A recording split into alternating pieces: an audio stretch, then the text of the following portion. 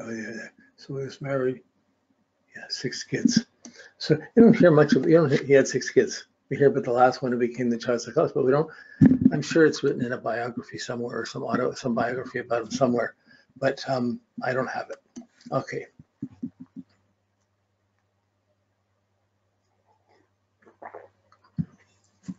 Now that's his moon. So the moon is trying to figure out and analyze every feeling, which can be really diluted and out of touch, or codependent, or super sensitive to super gullible.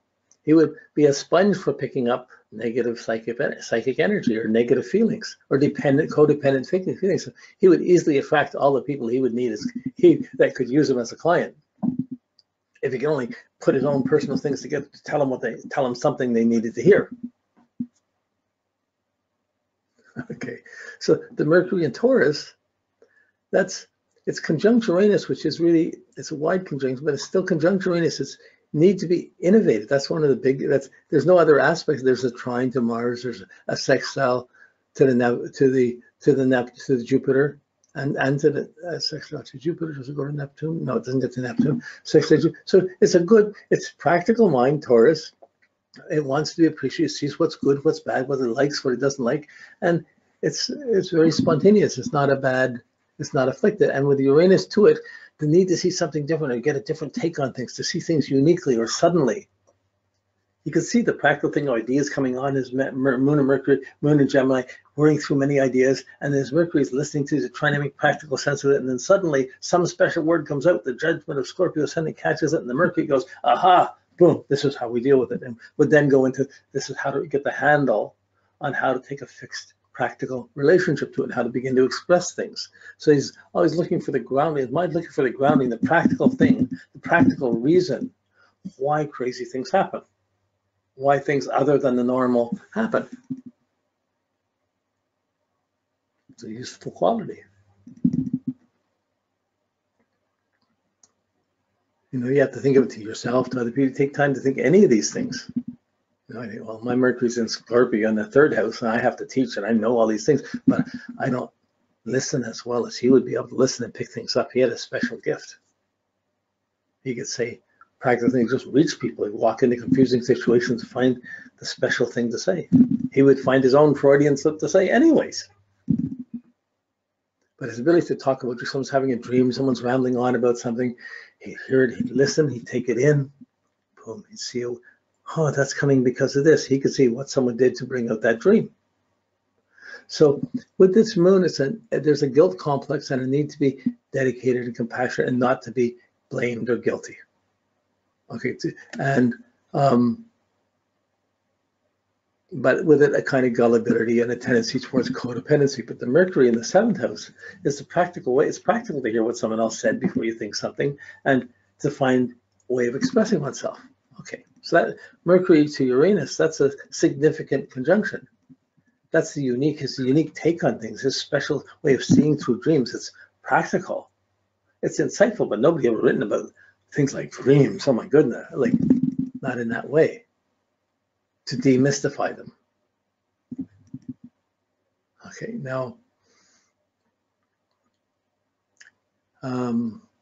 okay, the Venus, his Venus, no big major aspects to it, no big squares or oppositions come with it. His one aspect to Venus is Venus conjuncts Pluto. It's a little wide, so you could argue it's not really exactly an aspect. It's in the same house. 26, let me just see what this is. Venus at 2612, Pluto is at 427. So yeah, 412. 312. Yeah, so it's a bit more than a degree out of orb. So I wouldn't necessarily call it, but they're both in that present in that 6th house. So when he responds to, as he takes things in, things are going in, the setting on the setting chart, he's taking impressions in, he gives a lot of importance to his interaction, his ability to react to other people in a practical way without taking it personal.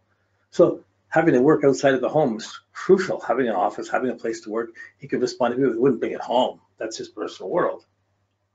Okay, but if something reached him personally, or something that blamed him, so he would instantly be threatened. First, it would affect his appreciation if he's liked or not liked, that the Taurus descendant would take things in. Then the Pluto would react to it in a controlling or fearful way. I can't be wrong. What's happening? I'm threatened by this. It would instantly cause tremendous alert if it became a personal feeling, because as soon as it became a personal feeling, it would involve guilt and sorrows,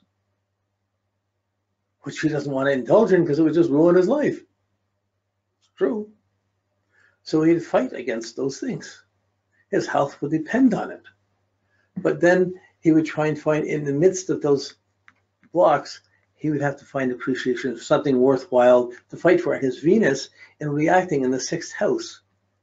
It's in Mars, ruled by his Mars. So his need to do something, find something worthwhile to do, to save something practical, to be appreciated, and do something, get more appreciated, or to prove appreciation or prove worthiness rather than not have it.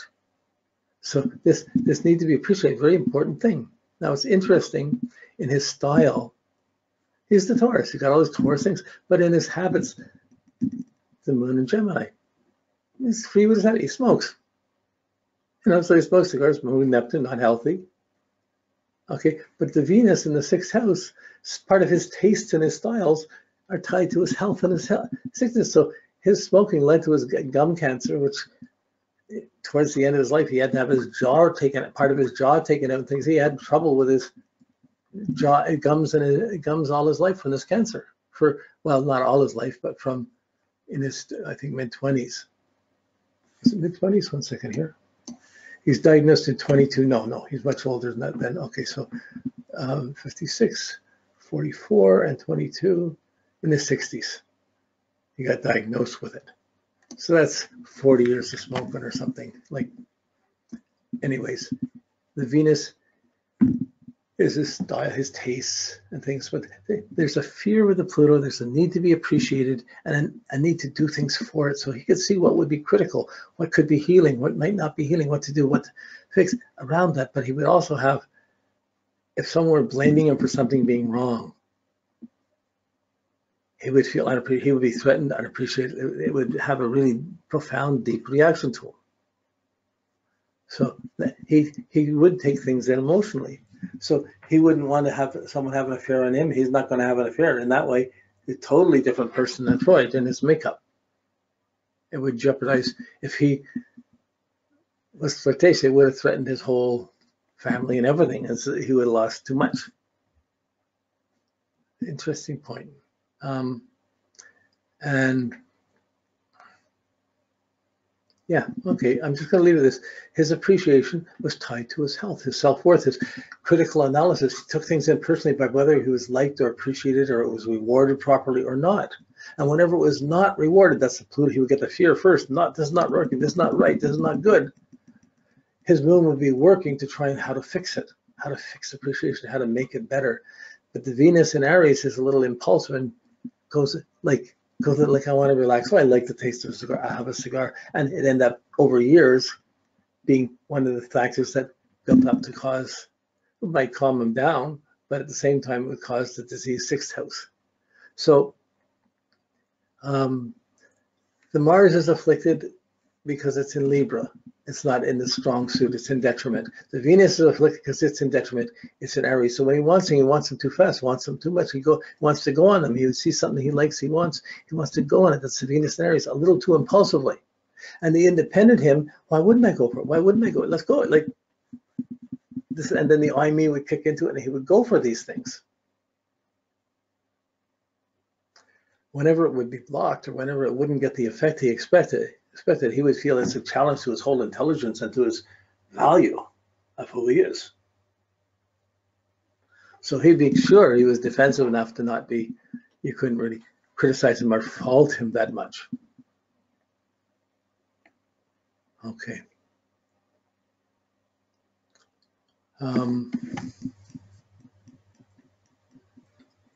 Yeah, I think in the later years, I think going through the 30s, during the whole development of the Hitler movement, building up to the war, through the 30s and the war, and him being in Austria on the edge of it, but still taking care of his family, making sure it's coming. Only when it was threatened, finally, he had to go. But really, that his books were hated by the Nazis and they were being burned and stuff like this. Like, he hit a big nerve. Okay. His ideas, Mercury, Uranus, were radical. So we saw Mercury, the Sun in Taurus, conjunct Uranus. There's no squares or oppositions. You know, it's sextile to Neptune. It's not a bad aspect. It's conjunct Uranus, which is the eccentric Taurus. He's the Taurus who's stubborn, who needs to be appreciated, needs to like. He has his taste, his style of things, his specific way of being. But he's radical. He needs a need to be different, or need to be shocking, or need to have some unique factor to express himself. So his ability to express himself independently against the background of dreams and other phobias and other things from home and family, he continually had this balance all the time in his life. So it's not that he wasn't impressionable or even borderline psychic. It's just that as he saw psychic, he would see it more as negative factors controlling him rather than positive factors coming in, and he would be affected by those. He wouldn't want to be indulgent. They would create too much disorientation. So this Sun, Mercury, Uranus, all in Taurus, he wanted to be appreciated for his ideas. He wanted to say something special. He wanted other people to hear what he had to say. He saw somebody in trouble. He saw how they were in trouble. He wanted to be able to say, why don't you just do this? Or how can you fix this? Or let's work with this. We'll get to the bottom of this. And so he could go in and work with people with special problems, special needs, disorientations, phobias, and go in and work his analysis to find something practical to say to get them back on track, to get beyond their phobias. And he would see, that's phobias. I know, I got them. Here's how you hold it together.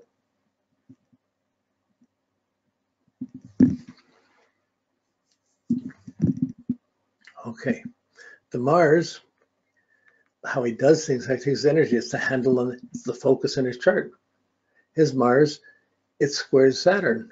It's opposed Jupiter. Those are the two difficult aspects of it. But the Mars is in the 11th house of friends and building up to the thinking quadrant of building up status. I got to do something to build up status. I got to take the initiative to improve things to others. I got to make this work. I'm going to have to build up my career and make the status and get impressed. And we'll get to the Leo in a minute, for my world, my book, my writing. I'm writing something nobody else has written about. This is of things people couldn't fathom, and I'm able to put some practical insight onto it. But the Mars, in his doing of things, one half he was very super competitive, if anything over aggressive. The Jupiter opposed Mars. Well, Jupiter is in Pisces. It's in the sign it rules. With Neptune, it's very moralistic and principled. But opposing Mars, he's very moralistic, but also would be very angry to any kind of guilt or misunderstanding. So he would be misunderstood. His intensity would be misunderstood. It could intimidate people, when really his reactions, when he would have an understanding, he would be very strong. Once he would see something is wrong, he would be strong. We got to do this. This is what you have to do. He'd be strong in putting out that action. So his need to impress him. But the Mars is in Libra. It's not strong. It's affected by whether he's liked or not. So he worked with people's problems, but people had to trust him. And if they didn't trust him, he would have great difficulty working with somebody out of control. Yes, he could reach someone. Well, maybe I don't know his clientele stuff, so it would be interesting to see how he worked with people that were angry with him or didn't like him, and if he had to deal with it, how he would resolve it. He would find a practical way to come to it. You see that as a disease, that is a problem. But he was part of associations. He did build himself up practically, and he did expect to be appreciated for his actions and what he was doing.